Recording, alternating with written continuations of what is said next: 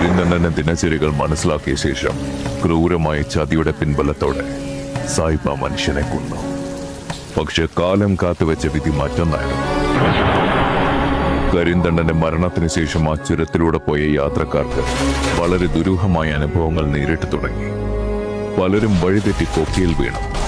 ചിലർ കാട്ടുമൃഗങ്ങളുടെ ആക്രമണത്തിനിരയായി. അതോടെ നീതി കിട്ടാത്ത ആത്മാവ് ചുരത്തിൽ ഒന്നാകെ അലയുന്നുണ്ടെന്ന് നാട്ടുകാർ വിശ്വസിച്ചു. അതിൽ ഭയചകിതരായ ദേശവാസികൾ ഒടുവിൽ പരിഹാരത്തിനായി ഒരു മന്ത്രവാദിയെ സമീപിച്ചു.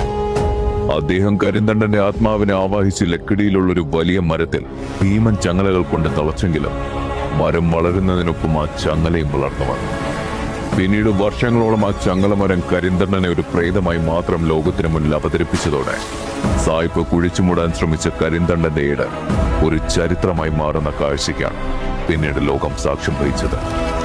എന്നാൽ കാലം കടന്നുപോയപ്പോൾ ആ ചങ്ങലയ്ക്കുള്ളിൽ ബന്ധിക്കപ്പെട്ടത് ഒരു ആത്മാവ് മാത്രമല്ലെന്നും ഒരു ജനതയുടെ മുഴുവൻ നീതി കൂടിയായിരുന്നു എന്നും തെളിയിക്കപ്പെട്ടതോടെ ഇന്ന് ചരിത്രമറിയുന്നവർക്ക് അത് വെറും ഒരു വൃക്ഷം മാത്രമല്ല, മറിച്ച് ചതിയുടെയും വേദനയുടെയും മങ്ങലേക്കാത്ത ഒരു സാക്ഷ്യപത്രം കൂടിയാണ്.